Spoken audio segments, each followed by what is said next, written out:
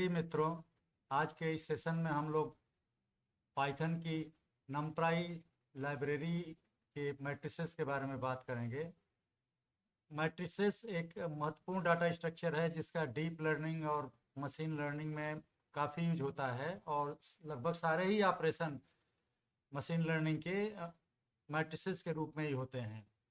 तो पाइथन के जरिए मैट्रिक्स कैसे बनाई जाती है, उसमें कौन कौन से ऑपरेशन हम कर सकते हैं, इस पर आने से पहले से थोड़ा सा हम मैट्रिक्स का बेसिक क्या होता है थोड़ा सा बता रहे हैं, उसके बाद फिर कोड पर हम आएंगे। जैसा कि आप लोग पहले से ही जानते होंगे, मैट्रिक्स एक रो और कॉलम का 2 डायमेंशनल डाटा स्ट्रक्चर है और पाइथन में ये अरे के रूप में किया जाता है। numpy डॉट अरे वो अभी बनाकर हम देखेंगे।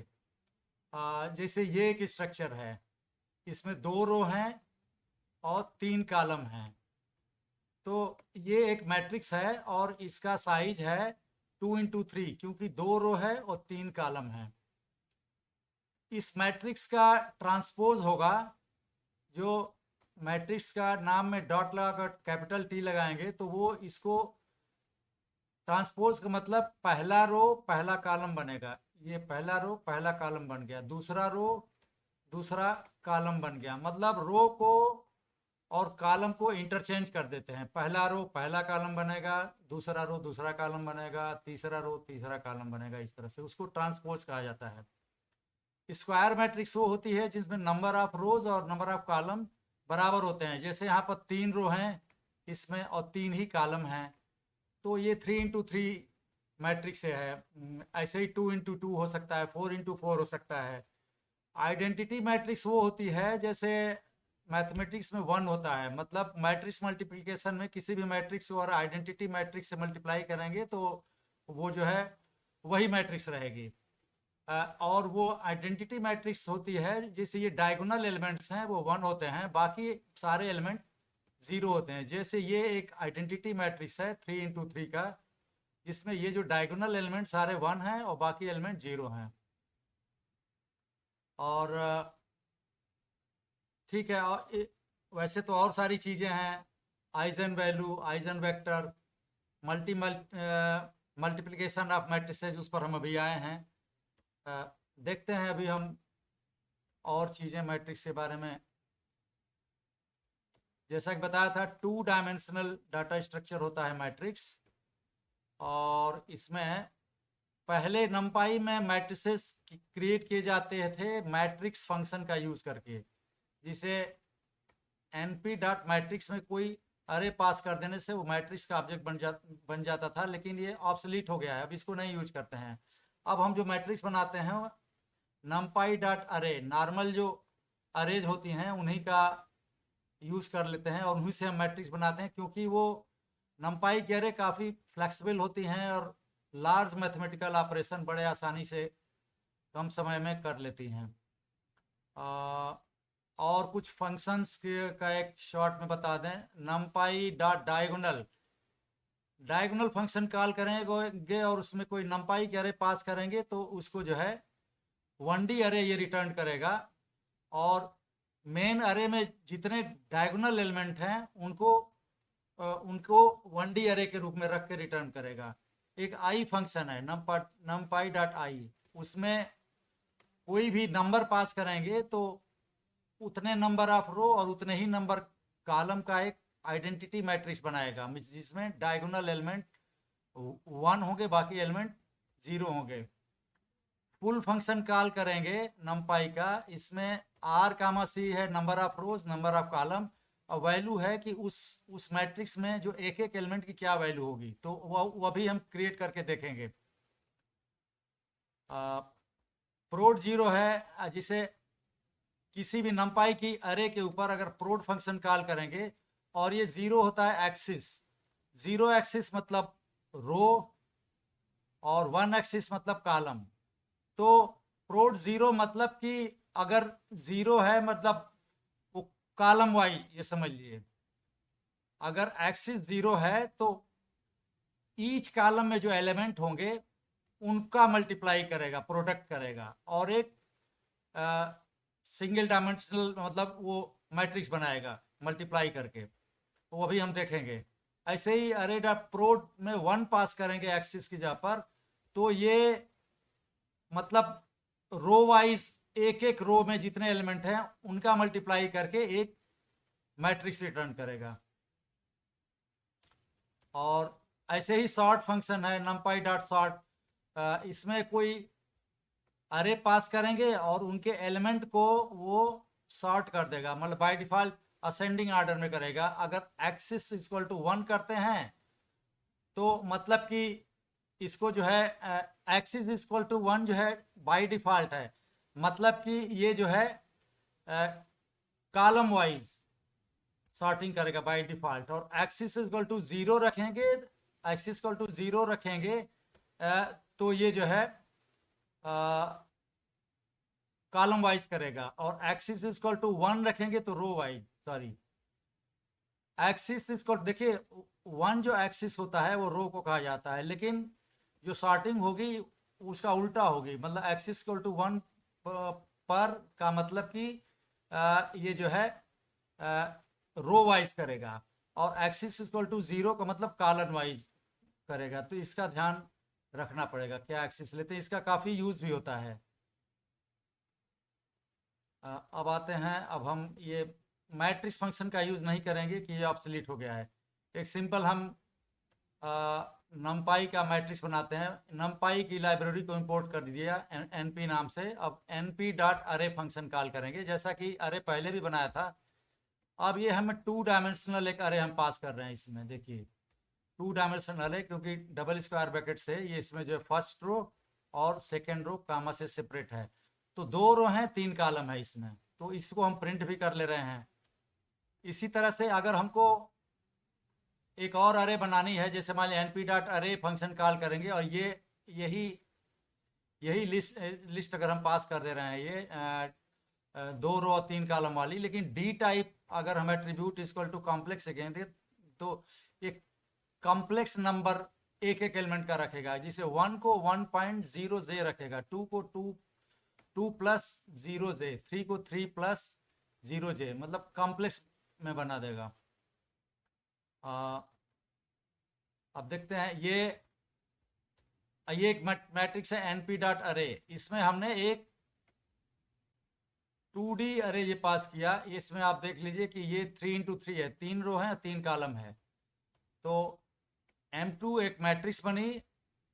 और नमपाई का एक फंक्शन डायगोनल होता है, उसमें हम ये मैट्रिक्स M2 पास करेंगे तो ये क्या करेगा कि एक मैट्रिक्स बनाएगा 1D अरे, ये बनाएगा जिसमें डायगोनल एलिमेंट्स होंगे, मतलब ओरिजिनल मैट्रिक्स जो है ये 1 2 3 इसके डायगोनल एलिमेंट्स होंगे, उनका एक 1D अरे बनाएगा। तो अभी हम कर देते हैं, इस सेल को हम रन कराते हैं, देखिए सारी चीज़ें आ जाएंगी। देखिए अरे जो हमने बनाया था ओरिजिनल 1 2 3, ये 2 रो 3 कॉलम वाली कॉम्प्लेक्स नंबर का, देखिए इसने एक एक इंटीजर वैल्यू को कॉम्प्लेक्स में बना दिया, मतलब number plus 0 dot J. Actually ये जो इमेजिनरी पार्ट को जे से शो किया जाता है, और इमेजिनरी पार्ट की वैल्यू तो 0 है, केवल रियल जो पार्ट है वही इंटीजर है, इसीलिए जैसे यहाँ पर है 3 प्लस 0 जे। अब 3 को देखिए डॉट में लिखा, क्योंकि बाय डिफॉल्ट वो फ्लोट करके चलता है। अब यहाँ पर देखिए ये मैट्रिक्स है, ओरिजिनल मैट्रिक्स, ये 3 इंटू 3 मैट्रिक्स है। इसका डायगोनल क्या बनाया इसने, ये 159 देखिए इसमें डायगोनल में ये वाला एलिमेंट और 1 और ये 5 और ये 9 तीनों जो है डायगोनल में है। तो इस तरह से डायगोनल मैट्रिक्स बनता है np डॉट ये फंक्शन कॉल करने से, डायगोनल उसमें ये मैट्रिक्स हम पास करेंगे, तो ये 1D अरे बनाएगा, डायगोनल एलिमेंट उनमें होंगे मेन मैट्रिक्स का। जीरोस की एक मैट्रिक्स बनाना है तो इनका भी जीरोस और 1 फंक्शन का काफ़ी यूज होता है। तो np dot zeros function call करेंगे और इसमें 2, 3 पास करेंगे, मतलब 2 रो और 3 कॉलम का एक ऐसी मैट्रिक्स बनाओ जिसमें सारे एलिमेंट जीरो हों।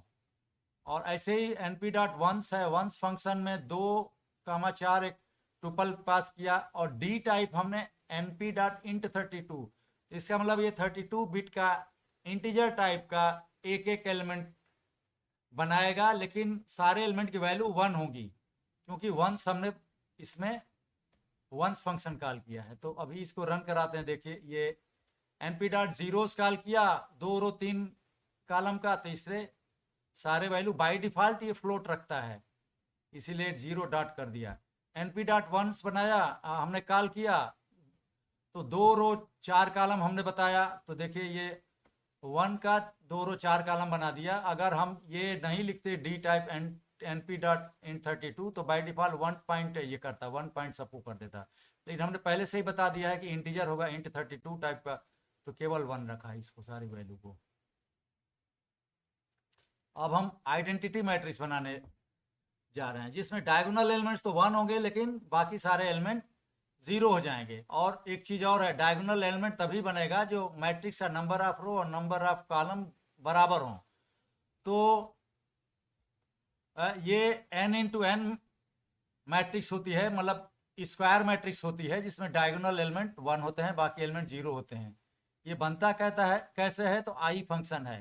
देखिए np dot I function call कर लिए, और इसमें हमने ये 3 पास कर दिया, तो ये 3 इंटू 3 एलिमेंट का 3 इंटू 3 मतलब इसका साइज होगा np डॉट आई, और ये आइडेंटिटी मैट्रिक्स बनाएगा। इस सेल को अगर रन कराएंगे तो देखिए आइडेंटिटी मैट्रिक्स क्या बनाया इसमें, आई फंक्शन ने एक डायगोनल मैट्रिक्स बनाया।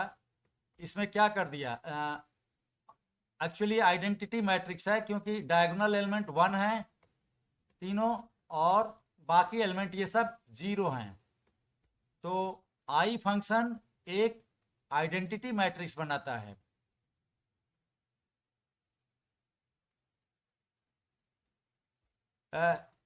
इस जुपिटर नोट का हमने लिंक अपने डिस्क्रिप्शन में दे रखा है, तो आप लोग इसको अपने कंप्यूटर पर रन करवा सकते हैं इन सारे फंक्शंस को। फुल एक फंक्शन है np डॉट फुल, तो फुल फंक्शन क्या करता है कि ये जो है मतलब हम चाहते हैं कि मैट्रिक्स के जो एलिमेंट हों वो किसी खास वैल्यू से हों, सारे एलिमेंट, और भरी हुई मैट्रिक्स रहे, मतलब तो np डॉट फुल फंक्शन एक मैट्रिक्स बनाएगा। तो इसका पहला पैरामीटर हमने दे रहे हैं, रखे हैं यहाँ पर 2, 3, मतलब 2 रो का 3 कॉलम का, और दूसरा पैरामीटर है एक एक एलिमेंट की क्या वैल्यू होगी, तो 8 से ये भरेगा। इस सेल को रन कराते हैं, तो देखिए ये इसने एक बनाया, इसमें देखिए 2 रो और 3 कॉलम इसने दिया, और एक एक एलिमेंट की वैल्यू 8 है। तो अपने हिसाब से हम वैल्यू हम लिख सकते हैं। और कुछ फंक्शंस हम बता रहे हैं, जैसे np डॉट अरे से तो हमने एक मैट्रिक्स बना लिया। ये मैट्रिक्स जो है 3 रो है, 3 कॉलम है, मैट नाम से है, इसको असाइन कर दिया। अब इस मैट्रिक्स के ऊपर मैक्स फंक्शन कॉल करेंगे, तो ये इस मैट्रिक्स में जितने एलिमेंट हैं उनमें सबसे लार्जेस्ट कौन है वो एलिमेंट ये रिटर्न करेगा।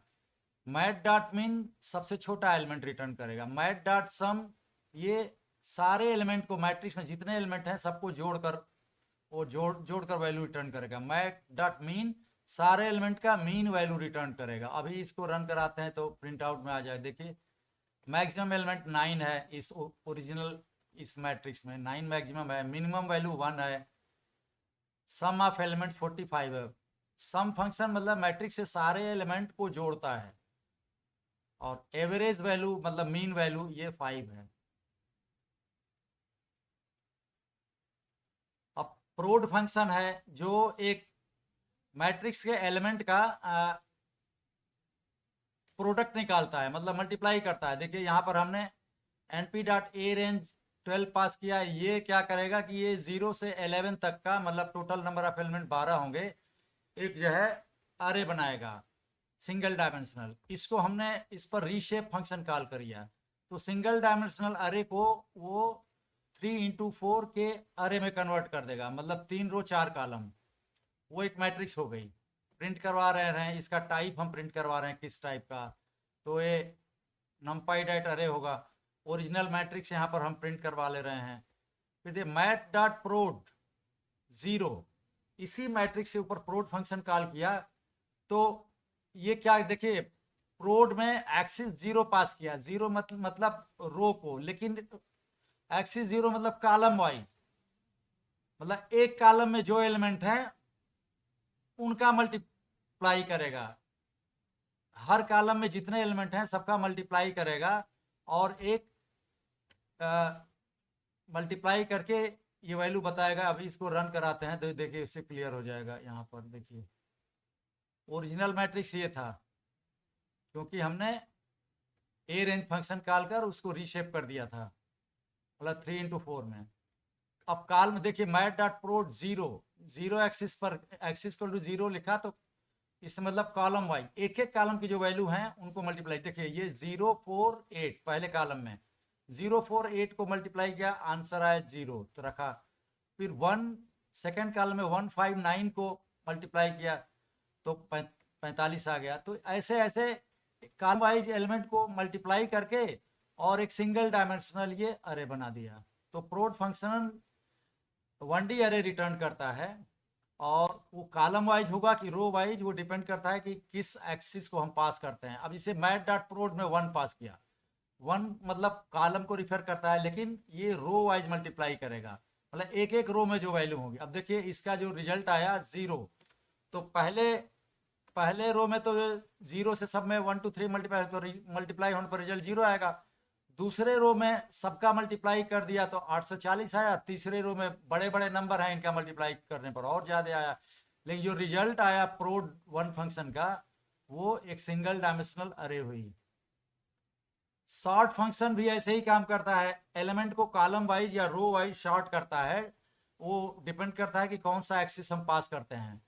जिसे एक्सिस 1 अगर पास करेंगे तो रो वाइज करेगा, और एक्सिस 0 अगर पास करेंगे, एक्सिस 0 अगर पास करेंगे तो कॉलम वाइज ये सॉर्ट करेगा, मतलब एक कॉलम में जितने एलिमेंट हैं उनको सॉर्ट करके ये बनाएगा। अभी हम, और बाय डिफॉल्ट इसका जो है एक्सिस इक्वल टू 1 है। एक्सिस इक्वल टू 1 का मतलब ये रो वाइज एक एक रो में जितने एलिमेंट हैं उनको सॉर्ट करके बाय डिफॉल्ट करेगा, अगर एक्सिस ना हम उसमें दें तो। अब इसका एग्जांपल देखिए, npy डॉट अरे हमने बनाया, और ये जो है इसमें तीन रो हैं और 4 कॉलम है, कि क्योंकि यहाँ पर ये पहली रो, ये दूसरी रो और ये तीसरी रो, कॉलम 4 हैं। ये अरे बना दिया हमने, प्रिंट करा लिया। अब देखिए np डॉट सॉर्ट कर रहे हैं, सॉर्ट फंक्शन कॉल किया, इस अरे को पास कर दिया, मैट नाम से है, तो ये सॉर्ट करेगा। तो बाय डिफॉल्ट जो है ये एक्सिस बराबर 1 मान के चलता है। एक्सिस बराबर 1 मतलब रो वाइज ये सॉर्ट करेगा। अब इसको हम प्रिंट करा ले रहे हैं। ऐसे ही हम np dot sort function call किए और इसमें अरे पास किए मैट नाम वाली, और एक्सिस इक्वल टू 0 स्पेसिफाई कर दिया। एक्सिस इक्वल टू 0 मतलब कि ये कॉलम वाइज, मतलब एक एक कॉलम जो में जो वैल्यू हैं उनको सॉर्ट करेगा। अभी रिजल्ट देखते हैं इस सेल को रन कराने पर। देखिए ये ओरिजिनल मैट्रिक्स हो गई। अब रो वाइज देखिए, बाय डिफॉल्ट जो एक्सिस बराबर 1 किया, एक्सिस बराबर 1 का मतलब कि ये रो वाइज एक एक रो में जो एलिमेंट है, देखिए पहली रो भी सॉर्टेड है, दूसरी रो भी सॉर्टेड है, तीसरी रो भी सॉर्टेड है, असेंडिंग ऑर्डर में बाय डिफॉल्ट। अब कॉलम वाइज देखिए, एक्सिस इक्वल टू 0 हमने दिया, तो मतलब कॉलम वाइज मतलब एक एक कॉलम में जितने वैल्यूज हैं उनको सॉर्ट करो। तो देखिए ये पहला कॉलम जो है 2 6 9, दूसरा कॉलम में 4 5 10, ये सब 0 1 3, ये सब कॉलम वाइज इसने सॉर्ट कर दिया। तो सॉर्ट फंक्शन रो वाइज या कॉलम वाइज एलिमेंट को सॉर्ट करके और एक नई मैट्रिक्स हम असाइन कर सकते हैं। ट्रांसपोज होता है, जैसे हमने बताया था कि रो को कॉलम में करेगा, कॉलम को रो में, मतलब पहला रो पहला कॉलम बनेगा, दूसरा रो दूसरा कॉलम बनेगा। लेकिन इसको हम नंपाई के अंदर कर सकते हैं। दो फंक्शन है, एक तो कैपिटल टी फंक्शन है, दूसरा ट्रांसपोज फंक्शन है। कैसे कॉल करेंगे देखिए, यहाँ पर वही हमने किया, np डॉट ए रेंज बनाया, तो ये क्या करेगा कि 0 से 14 तक का मतलब 15 एलिमेंट होंगे। एक सिंगल डायमेंशनल अरे रिटर्न करेगा, उस अरे को रीशेप फंक्शन कॉल करेंगे तो उनका शेप बदल देगा, मतलब 3, 5 मतलब 3 रो 5 कॉलम बना देगा। वो अर से हमने असाइन कर लिया और प्रिंट करा लिया। अब इस अरे का ट्रांसपोज करना हो तो अर डॉट कैपिटल टी कॉल करेंगे, तो इस ओरिजिनल अरे को ट्रांसपोज कर देगा, मतलब रो का कॉलम, कॉलम का रो हो जाएगा। एक और तरीका है, इस अर के ऊपर अगर ट्रांसपोज फंक्शन हम कॉल करें तो वो भी वही काम करेगा। तो R2 हमने असाइन कर दिया, अब R2 जो है ट्रांसपोज होकर के होगी। इसको रन कराते हैं इस सेल को, तो देखिए यहाँ पर जो है ये ओरिजिनल मैट्रिक्स है। अब देखिए ट्रांसपोज मैट्रिक्स क्या हुआ, R डॉट टी कॉल किया तो ये जो पहला रो है 0 1 2 3 4 ये पहला कॉलम बन गया यहाँ पर 0 1 2 3 4। दूसरा रो जो है ये 5 6 7 8 9 ये दूसरा कॉलम बन गया, ऐसे ऐसे। वही काम ट्रांसपोज फंक्शन ने किया, ट्रांसपोज कॉल किया तो वही जो है रो का कॉलम, कॉलम का रो इसने कर दिया। ये थोड़ा वही काम हम कीबोर्ड से कर रहे हैं, मैट्रिक्स बना रहे हैं, थोड़ा सा प्रैक्टिस के लिए ठीक है। इसमें और चीज़ें भी थोड़ा सीखने को मिल सकती हैं। पहली चीज़ देखिए, इसमें हम मैट्रिक्स बना रहे हैं कीबोर्ड से वैल्यू लेकर। यहाँ पर देखिए एक टुपल असाइन किया R, C इक्वल टू, ये लिस्ट कंप्रहेंशन है, स्क्वायर ब्रैकेट से शुरू हो रहा है, बहुत यूज होता है पाइथन में इसका, और स्क्वायर ब्रैकेट में बंद होता है। बीच में आप देखिए फॉर लूप है, तो ऐसा जब भी आए समझिए लिस्ट बनाना है। और वो लिस्ट कैसे बनेगी, तो स्क्वायर ब्रैकेट के जस्ट बाद और फॉर के पहले जो वैल्यू है इसी से बनेगी, मतलब एक एक आइटम यही हो जाएगा। मतलब x की जो भी वैल्यू है उसको इंट से टाइप कास्ट करके जो वैल्यू आएगी, मतलब इंटीजर की लिस्ट ये बनेगी। और एक एक आइटम x कहाँ से आ रहा है, तो फॉर के बाद और इन के पहले x है वहां से आएगा। और ये एक एक आइटम कहाँ से आएगा, इन के बाद ये जो डाटा स्ट्रक्चर है ये अब देखिए यहाँ से यहाँ तक ये क्या करेगा, सबसे पहले इनपुट फंक्शन कॉल किया है तो ये कीबोर्ड पर वेट करेगा, ये मैसेज प्रिंट करेगा, ये स्पेस से सेपरेट करके जो है number of rose and columns लिखो। अब हम कोई भी वैल्यू जैसे 3 फिर स्पेस करके 4 किए तो वो क्या करेगा कि 3 और 4 दो कैरेक्टर का एक्चुअली एक स्ट्रिंग बनाएगा। अब उस स्ट्रिंग के ऊपर स्प्लिट फंक्शन हम कॉल किए तो बाय डिफॉल्ट स्पेस कैरेक्टर से सेपरेटेड है, तो 3 और 4 को वो स्प्लिट करेगा, मतलब 3 कैरेक्टर और 4 कैरेक्टर रखेगा। तो यहाँ पर पूरा इन के बाद आ जाएगा 2 कैरेक्टर आएंगे 3 और 4, अगर हमने कीबोर्ड से 3 स्पेस 4 इंटर किया है तो। अब फॉर लूप में एक बार x जो है 3 कैरेक्टर आएगा, दूसरी बार 4 कैरेक्टर आएगा। अब यहाँ पर इंट उसको टाइप कास्ट कर देगा तो ये 3 और 4 आएगा, तो जो लिस्ट बनेगी 3 और 4 आएगा, तो R हो जाएगा 3, C हो जाएगा 4। ये नंबर ऑफ रोज और कॉलम हम बताए हैं। अब यहाँ पर आ रहे हैं, देखिए ये इनपुट फंक्शन कॉल किया, वही मैसेज प्रिंट कराया, रो इनटू कॉलम्स, नंबर ऑफ जो एलिमेंट्स हैं उतना हमको कीबोर्ड से एंट्री करना है, लेकिन सेपरेटेड बाय कामा।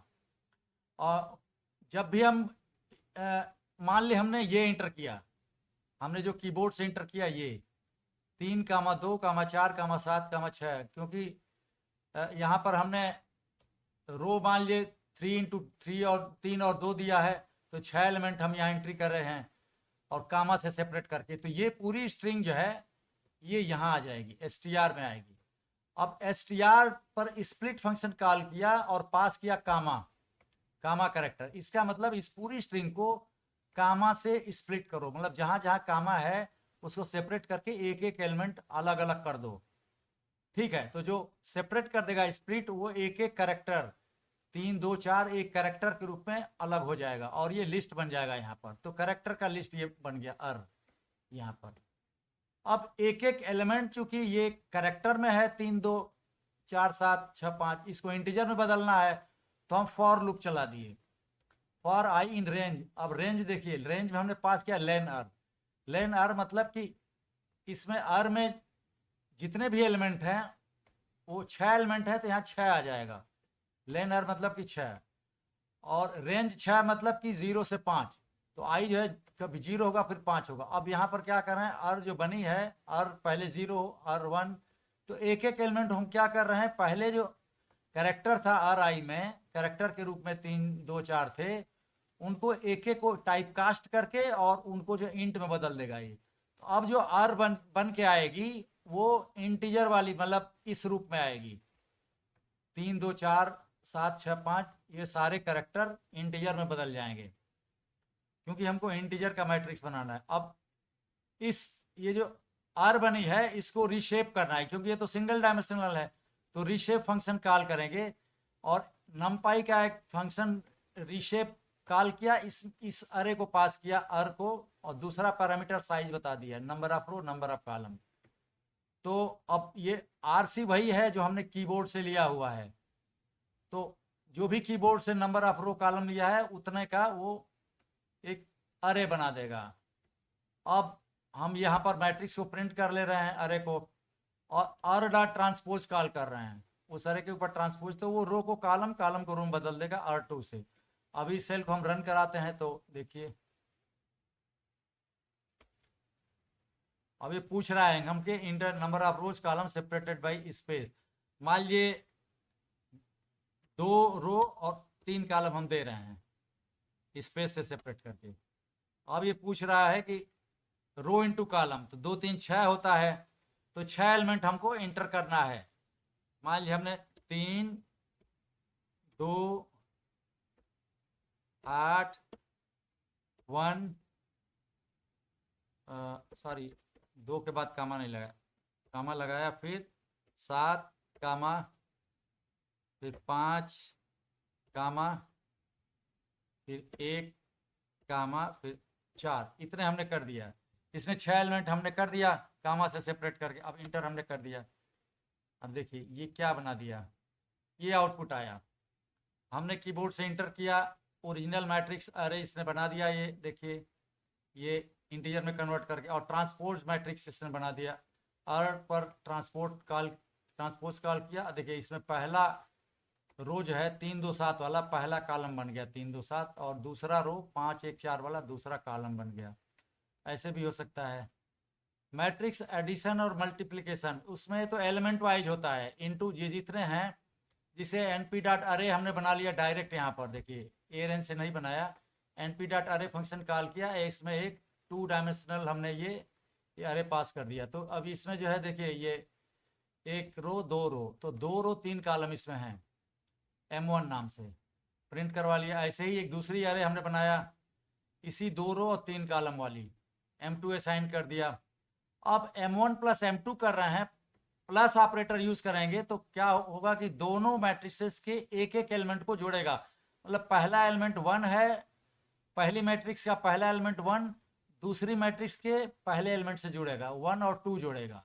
ऐसे ही पहली मैट्रिक्स का दूसरा एलिमेंट 0 दूसरी मैट्रिक्स के दूसरा एलिमेंट -3 से जुड़ेंगे, तो करस्पॉन्डिंग एलिमेंट जुड़ेंगे।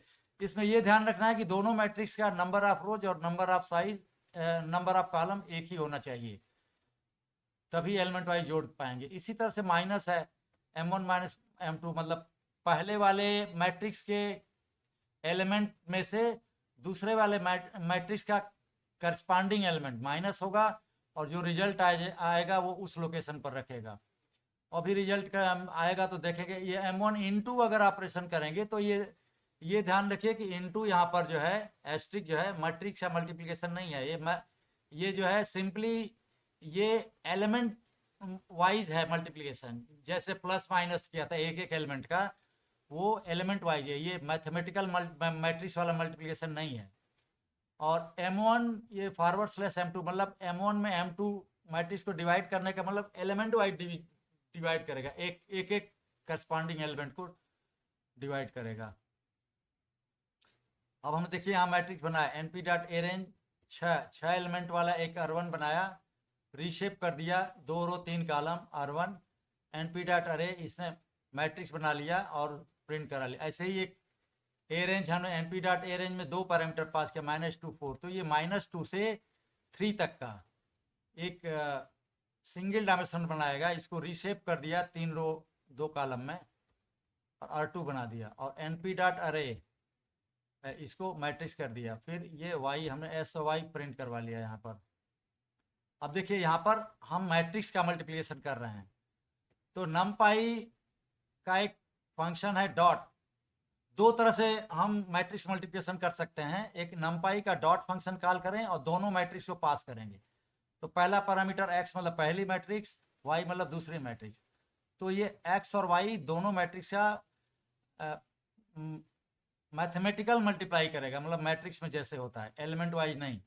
और ये प्रोडक्ट मैट्रिक्स रिटर्न करेगा। इसको हम प्रिंट कर लिया। दूसरा तरीका है, ये पहली मैट्रिक्स पर एट द रेट ऑपरेटर लगाकर, x at the rate y, मतलब कि x और y दोनों मैट्रिक्स का मैट्रिक्स मल्टीप्लिकेशन करके, और जो रिजल्ट आएगा वो z पे साइन हो जाएगा, हम प्रिंट करवा लेंगे। तो थोड़ा सा ये बता देते हैं मैट्रिक्स का मल्टीप्लिकेशन, शॉर्ट में ये बता देते हैं। देखिए मैट्रिक्स का मल्टीप्लिकेशन में कोई ध्यान देने वाली बातें हैं। जैसे m1 ये है, पहली चीज़ ये है कि a मैट्रिक्स अगर m इंटू n है, मतलब m रो n कॉलम है, दूसरी मैट्रिक्स b में n इंटू p है, मतलब n रो p कॉलम, तभी मल्टीप्लाई हो पाएगा। मतलब पहली वाली मैट्रिक्स का रो, पहली वाली मैट्रिक्स का कॉलम जिसे n है, दूसरी वाले मैट्रिक्स के रो के बराबर होना चाहिए।